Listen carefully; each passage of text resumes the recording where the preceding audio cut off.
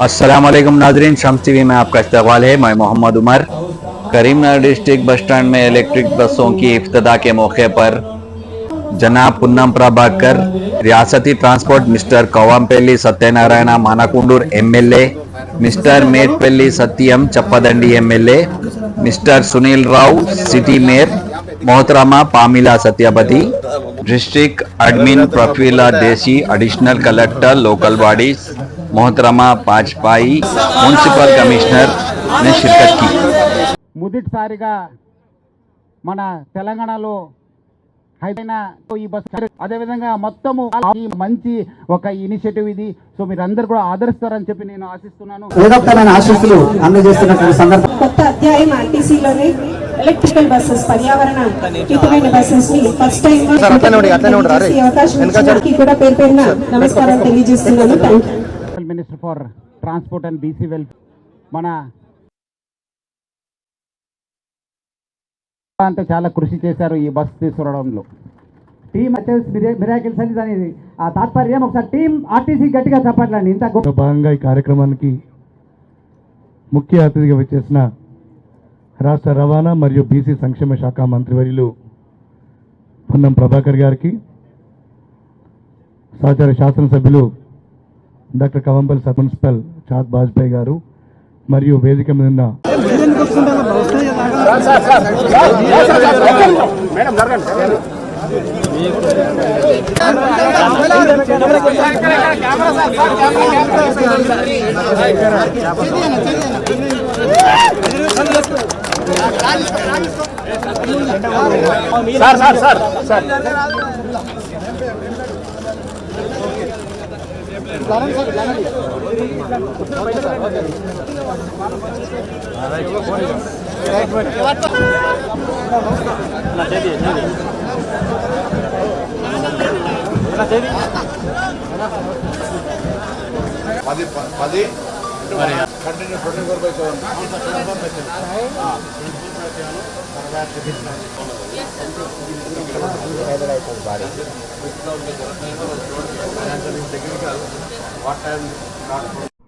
కరీంనగర్ సంబంధించి ప్రత్యేకించి మనకు రైల్వే లైన్ లేదు కాబట్టి ఆర్టీసీ ముందు నుంచి కూడా ఇక్కడ ఆర్టీసీకి సంబంధించి పెద్ద నరసింహరావు గారు చైర్మన్గా ఉండ్రి. దాని తర్వాత మన సత్యనారాయణ గారు 2 సార్లు చైర్మన్గా అయినారు. మొన్నటి దాకా సోమారావు సత్యనారాయణ గారు చైర్మన్గా ఉండ్రి. ఈరోజు ఎప్పుడో చాలా కాలం కింద పెద్దలు కీర్తిశేషులు చొక్కారావు గారు ఆర్టీసీ రవాణా శాఖ మంత్రిగా ఉండ్రి. మళ్ళీ ఈరోజు తెలంగాణలో కరీంనగర్ రవాణా శాఖ మంత్రిగా వచ్చిన తర్వాత ఈ ప్రాంతం రవాణా పరంగా ఆర్టీసీకి సంబంధించి రైల్వే లైన్ లేదు కాబట్టి ప్రయాణికులందరూ కూడా సౌకర్యాలు ఉండే విధంగా మరి బస్సుల విస్తరణ కార్యక్రమం, బస్ స్టాండ్ల రూపకల్పన కావచ్చు, అనేక రకాలుగా వివిధ కార్యక్రమాలు తీసుకోపోతా ఉన్నాం. ఇదందరూ కూడా మీరు ఇచ్చినటువంటి ఆశీర్వచనం మేరకు, ఈ ప్రభుత్వానికి ఇచ్చినటువంటి బలం మేరకు అనే మాట సందర్భంగా మనం చేస్తాను. వాస్తవంగా ఈరోజు ఈ కార్యక్రమంలో మిగతా గౌరవ 2 మంత్రులు కూడా పాల్గొనాల్సి ఉండే, కానీ మరి పెద్దలు ఉత్తమ్ కుమార్ రెడ్డి గారి తండ్రి గారు వారు ఈరోజు కీర్తిశేషులైనారు. వారికి అది ఈరోజు సాయంత్రం ఉన్నాయి. దాంతోపాటుగా శ్రీధర్ బాబు గారు కూడా అక్కడనే ఈ అత్యవసరమైనటువంటి సమావేశం ఉండడం వల్ల వారు కూడా అక్కడనే ఉన్నారు. ఏదేమైనా రాబోయే కాలంలో ఆర్టీసీకి గౌరవ ముఖ్యమంత్రి గారు రేవంత్ రెడ్డి గారి నాయకత్వంలో ఈ ప్రభుత్వం అన్ని రకాలుగా అటు కాకపోతున్నాయనే మాట మనం చేస్తూ అందరం కూడా ఇలా చూస్తా ఉన్నాం. గౌరవ శాసనసభ్యులు చెప్తా ఉన్నారు, ప్రకృతి ఒక పక్క వర్షం పడుతుంటే ఇంకో పక్క ఏసీ ఉండి కూడా వేసుకోకుండా ఉండేటటువంటి పరిస్థితులలో పర్యావరణం మారుతూ ఉంది. ఈ పర్యావరణాన్ని రక్షించడానికి ఇలా కాలుష్యాన్ని నివారించాలని ఆర్టీసీ యొక్క కార్యక్రమం తీసుకుంది. ఇందులో తప్పకుండా అందరం కూడా వీలైనంత వరకు ఎక్కువ ప్రభుత్వమే బాధ్యత కాదు, ఏ ప్రభుత్వాలున్నా కాలుష్య నివారణ రాబోయే తరానికి ఈ కార్యక్రమం నడుస్తుంది. మిగతా బస్సులు ఏర్పాటు చేసే విషయంలో కూడా ఆ సంస్థ తొందరగా మిగతా జిల్లాల్లో వెంటనే ప్రారంభించే విధంగా చర్యలు తీసుకోవాలనుకో. ఆర్టీసీ మరింత ముందుకెళ్లి ప్రజలకు చేరువ కావాలని కాలుష్య రహితమైనటువంటి వాతావరణ సృష్టిలో తోడ్పడాలని శాసనసభ్యులు వారిని సత్కరిస్తారు. అలాగే మానకొండూరు మరియు కరీంనగర్లోని పూర్వ ప్రముఖులందరూ కూడా పేరు పేరున నా హృదయపూర్వకంగా నమస్కారాలు. ఢిల్లీకి రాజైనా తల్లి కొడుకు అన్నట్టుగా వాస్తవంగా కరీంనగర్కి సంబంధించి నేను కరీంనగర్ నివాసిని, కరీంనగర్కి సంబంధించినటువంటి అనే దాని మీద మరి సజ్జనార్ గారు 6 జాగాల్లో కరీంనగర్లో 74, నిజామాబాద్లో 67, వరంగల్లో 86, నల్గొండలో 65, సూర్యాపేటలో 52, హైదరాబాద్లో 74 ఎలక్ట్రికల్ బస్సులు మొత్తం 500 బస్సులు జేబీఎం సంస్థతోటి ఈ ఎన్ఈబిపి మొదటి దశలో ఈ కార్యక్రమాన్ని ప్రారంభించుకునే వేదికగా కరీంనగర్ నిర్ణయించినందుకు ఆర్టీసీ యాజమాన్యానికి అందరూ కూడా నేను హృదయపూర్వకంగా ధన్యవాదాలు తెలియజేస్తా ఉన్నా. ఈరోజు ఆర్టీసీకి సంబంధించి ఇప్పుడే వేదిక మీద పెద్దలందరూ చెప్పారు, మీ అందరూ కూడా ప్రత్యక్షంగా చూస్తా ఉన్నారు. ఆర్టీసీ ఇవాళకి మహాలక్ష్మి కార్యక్రమాన్ని ప్రారంభించి దాదాపు 300 రోజులు దాటుతా ఉంది.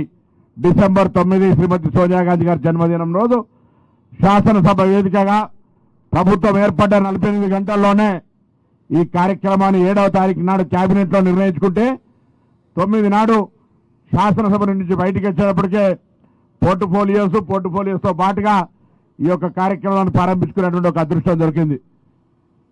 అదొక అనుబంధం. అక్కా చెల్లెలతో మార్కెట్ చైర్మన్ ఉన్నాడు కూడా ఆనాడు మహిళలతో ధాన్యం కొనుగోలు చేసేటువంటి కార్యక్రమాన్ని, మహిళా సంఘాలకు సంబంధించి వరి ధాన్యాన్ని, మొక్కజొన్నలు కొనుగోలు చేసే కార్యక్రమాన్ని కూడా ఆ రోజు నేను ఉన్నాం.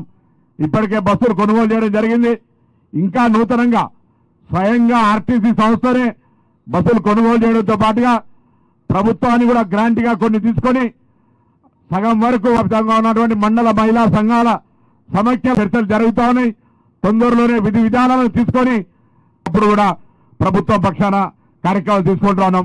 అన్నింటినీ కూడా కార్మిక వర్గం పాఠశాల పిల్లలకు సంబంధించి పోయే సమయానికి ఇబ్బంది వస్తూ ఉంది.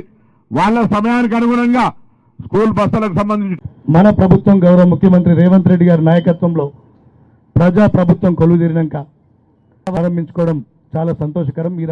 ఈ సందర్భంగా గౌరవ మంత్రి వాళ్ళు పొన్నం ముగిస్తున్నారు. Thank you. రైల్వే ఫెసిలిటీ అంతగా లేదు. కరీంనగర్లో చాలా మంది ప్రయాణికులు ఆధారపడేది ట్రాన్స్పోర్ట్ సిస్టమ్ మీద, రోడ్ సిస్టమ్ మీదనే. కాబట్టి ఈ విధంగా బస్ సిస్టమ్ అనేది ట్రాన్స్పోర్ట్ సిస్టమ్ ఇంకా మెరుగుపరిచేందుకు చర్యలు తీసుకుంటున్నందుకు మరి అధికారులకు హృదయపూర్వకంగా ధన్యవాదాలు తెలియజేస్తా ఉన్నాను. మన జిల్లాకి ఏం చేసినాం, మన నగరానికి ఏం చేసినాం అనేది ముఖ్యం. కాబట్టి ఈ విధంగా మరి కరీంనగర్ నుంచి ఇంత మంచి కార్యక్రమం తీసుకున్నటువంటి మరి మంత్రివర్యులకు, అదేవిధంగా ఇతర పెద్దలకు నేను హృదయపూర్వకంగా ధన్యవాదాలు చేస్తూ నాకు ఈ కార్యక్రమంలో పాల్గొనే అవకాశం కల్పించినందుకు ధన్యవాదాలు చేస్తూ ఆర్టీసీ వారికి, ఆర్ఎం గారికి స్వయంగా వచ్చి ఇన్విటేషన్ ఇచ్చేందుకు ఆర్ఎం గారికి హృదయపూర్వక ధన్యవాదాలు ముగిస్తాను. జై హింద్, జై తెలంగాణ.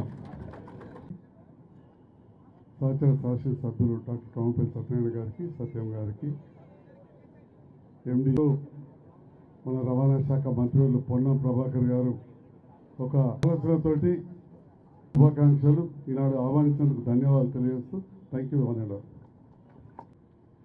అదేవిధంగా కరీంనగర్ జిల్లాలో రాష్ట్రం అంతటా లేని విధంగా ఇక్కడే ఈ ఎలక్ట్రిక్ బస్సులను ప్రారంభించే కార్యక్రమాన్ని తలపెట్టి ఈ జిల్లా మంత్రిగా, ఈ జిల్లా బిడ్డగా మనందరినీ గర్వించే విధంగా ఈ ప్రారంభోత్సవ కార్యక్రమాన్ని, ఇక్కడ ఎలక్ట్రిక్ బస్సెస్ని ప్రారంభించే కార్యక్రమాన్ని ప్రారంభించిన ప్రారంభకులు పొన్నం ప్రభాకర్ గారు, ట్రాన్స్పోర్ట్ అండ్ బీసీ వెల్ఫేర్ శాఖ మాత్యులు, చాహత్ గారు కమిషనర్, అన్నిటికన్నా ముఖ్యంగా మన కలెక్టర్ పమ్మెల సత్పతి గారు, సభకు విచ్చేసిన ఆర్టీసీ కార్మికులకు, ఆర్టీసీ ఉద్యోగులకు, అదేవిధంగా ఇతర అతిరథ మహారథులందరికీ, పత్రికా ప్రతినిధులకు కూడా నేను నమస్కారాలు తెలియజేస్తా ఉన్నాను.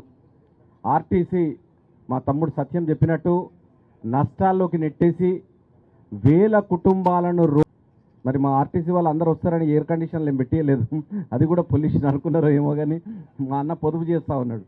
మహాలక్ష్మి పథకం వస్తానయా, ఇది నిన్ననో మొన్ననో రోడ్ల మీద పడేదని ఇప్పుడిప్పుడే లాభాల బాట నడుస్తూ ఉన్నది. కాబట్టి అటువంటి కాలుష్యాన్ని నివారించడానికి కానీ, వేడిని తగ్గించడానికి కానీ, కార్బన్ డై మరి మా గ్రామాల లోపల చాలా వరకు ఇంతకుముందు బస్సులన్నీ కూడా లేకుండా చేసినారు. ఈరోజు ప్రతి ఒక్కరు కూడా బస్సులు కోరుకుంటా ఉన్నారు. ఆర్టీసీ బస్సు యొక్క ప్రగతి పదానికి సూచిక. కాబట్టి ఏ బస్సు అయితే ఏ ఊరికి వెళ్తుందో ఆ ఊరి అభివృద్ధి జరిగింది. ఎక్కడైతే ఆర్టీసీ డిపోలు ఉన్నాయో అక్కడ ఆ అభివృద్ధి జరిగింది. ఈ యొక్క విషయాన్ని మీరు గుర్తుపెట్టుకొని ప్రతి బస్సుకు ప్రతి పల్లెకు వెళ్ళే విధంగా మీరు చర్యలు చేపట్టాలని, ఎలక్ట్రిక్ బస్సులను ప్రారంభిస్తున్నందుకు మిమ్మల్ని అభినందిస్తూ సభకు విచ్చేసిన ప్రతి ఒక్కరికి కూడా ధన్యవాదాలు తెలియజేస్తూ ముగిస్తా ఉన్నాను. ఎమ్మెల్యే గారికి ధన్యవాదాలు. It is today